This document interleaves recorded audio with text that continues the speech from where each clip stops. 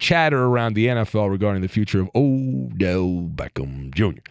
Days numbered in Cleveland. Now, during a previous episode of the show, we mentioned that Odell Beckham Jr. is going to land in a certain destination. And I don't know if you were listening or not. Maybe you missed it. But I called my shot in the other show. I said that Odell Beckham will be elected a member of the Dallas Cowboys in 2020. Now, that led to a few people who were questioning my sanity there, and apparently they worship America's team. They wanted me to expand on that. So for the purposes of this Maller monologue, I'm going to lay everything out. I'm going to make my elevator pitch as to why Odell Beckham is going to play in Dallas. And what are the odds? I said it, but what are the real-world odds that Odell Beckham will end up in Dallas? Now, I believe the number I will post is minus 190. Now, if you're not a gambler, that implies there's a 65% chance. I'd even go higher than that, say minus 200, 70% chance, 70% chance that this happens. I've got the Awakening, Red Letter Day, and Squeaky Wheel. And we will lock all of these things together. Number one, Odell Beckham is stuck in football purgatory in Cleveland. Now, he did not choose to go to the Browns. Right? This was not an arranged marriage. This was a bad marriage that he did not ask for. It should have been a case where there was an annulment. I was optimistic. I thought this would work out well. It is not. It's too late for an annulment right now. The first step is to acknowledge you've got a problem. And it's by all indications, the people around Odell Beckham are letting everyone know that he has had the aha moment. Watching his performance sink to the very bottom of a rat-filled, infested sewer has been the awakening. That has been the awakening. All right? Odell Beckham is averaging 4.5 catches on 8.3 targets for less than 65 yards per game. All of those numbers, all three of those very important numbers, catches, targets, and yards per game, career lows. Career lows for Odell Beckham. He was on track for the Hall of Fame, and he's bad. Right now, he's bad. So he knows he has to escape the mistake by the lake. The Browns have not done a good enough job of getting Beckham the ball. Now, Beckham's got his own issues here. It cuts both ways, but typically bad receivers are able to flourish on mediocre to bad teams. In fact, if you play fantasy football, you know just because you play on a bad team does not mean you cannot put up humongous numbers. In fact, oftentimes you put up better numbers on a bad team because, and you have the lead, you don't play as aggressive. You keep it close to the vest. It's just football 101, right? I don't need to tell you that, but that's how it works. So you have the lead, you try to keep it close, you run the ball more, you throw shorter passes. When you're trailing, you're throwing the ball further down the field, trying to make magic. Trying to make magic is what you're trying to do. And Calvin Johnson with the Lions on some miserable Lion teams, Megatron, back in the day was the go-to for fantasy. Look at these days, Julio Jones is on morbid Atlanta teams, and he puts up ridiculous numbers. Now, secondly, the Cowboys are going to undergo a renovation this offseason as a distant relative of the great Nostradamus. You don't need me to tell you that, but it's unlikely to be complete radical changes, meaning Jerry Jones is going to be forced to hand out a massive contract to Dak Prescott. The media will force Jerry Jones to finally get rid of his favorite stuffed animal.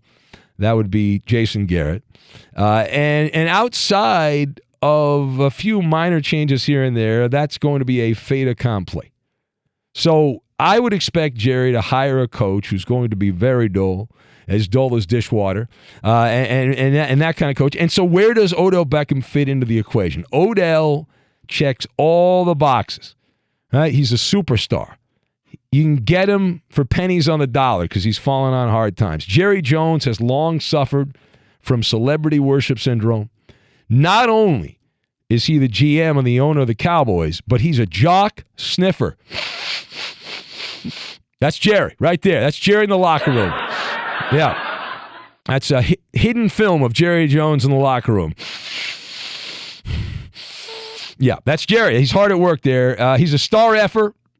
He likes the party bus, the whole thing. It is a classical move in Jerry's world. At the April draft, that week, trade a couple of picks to the Cleveland Browns for Odell Beckham. Boom, baby. That would be a red-letter day for the Dallas Cowboys. Jerry would be so excited.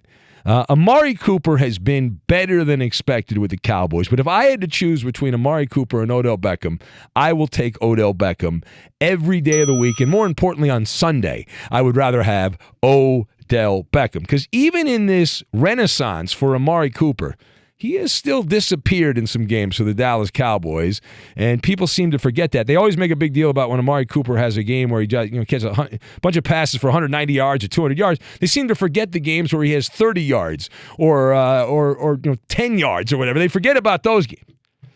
Convenient. Wouldn't you like to only have your good days highlighted and no one talk about your bad days? It's odd that seems to be the case with Amari Cooper. But OBJ brings the wow factor. You got to have the wow factor. Jerry believes the Cowboys, that star is, that's a big deal. Of course, I saw a meme the other day that star on the Cowboys helmet is actually just their rating. It's a one-star operation. But you don't want nameless, characterless, nondescript players on the Cowboys. You need stars. You need headliners. Rock stars is what you need. And Odell Beckham fits all of that. And you can get him, as I said, for a very nominal return on investment because he is seen as damaged goods. Now, final point. So we are told that Odell Beckham actually does want to play with the Cowboys. I was just throwing this out there, and now there's a story out that his parents, I guess, live not far from the Cowboys facility and all that, and they're in that area, and it would be geographically desirable for him to play there. I would argue that it's important for his psyche because he is an attention whore. He is a show pony, and it's hard to be a show pony in Northern Ohio and play pro football. But with the Cowboys, they welcome in the show ponies. It's the rodeo. It absolutely is. Odell Beckham is going to have to grease the wheels, though. That's the thing here. He's going to have to grease the wheels to help make this happen. Continue to chirp. Use his surrogates like Jay Glazer to get the message out there. The squeaky wheel gets the grease. The mopey NFL player gets the trade. Now, you know that story that Glazer had came from Odell Beckham and his agent, and that's how that works. It's kind of obvious. That stuff gets leaked to whether it's Glazer or Adam Schefter or whatever. They have an agenda, and they want that out in the public conversation among football fans, and that's how that works. But Jerry Jones, the idea that Jerry Jones, well, I don't know that he'd touch Beckham because he wants to stay away from those kind of players now. Oh, shut up. Jerry is not afraid of a colorful persona on a player. He is not. And the idea that he would be afraid of Odell Beckham, I find that laughable. All right, bring on the relationship with sideline equipment. Can you imagine Odell Beckham dating not a Cowboy cheerleader, but the Cowboy cheerleaders, like their the box thing they have the equipment in, on the sidelines there? He'd be like making out with that. Is what he'd be doing. The stadium tunnel walls, they got really good tunnels in Dallas. You can enjoy that in Arlington. Have fun on boats like he did with the Giants, wear the designer watches and the Instagram booty models and all that good stuff. Jerry would sign up for all. He will gorge on that as long as OBJ is the Renaissance man in a Cowboy uniform. Beckham is using the injury excuse from the bottom of the deck, and he has been hurt and apparently needs an operation, but he's playing, and he's not producing. So if you're playing, there's a level of you've got to produce. If you're so damaged you can't produce, then I'm going to kill you for it anyway. If you're hurt and you miss games, well, so be it. That's how it works.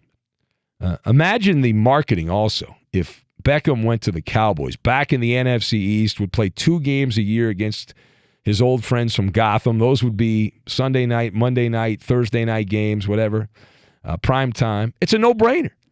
So, yeah, I have the Cowboys as the favorite in the pole position to bend it like Beckham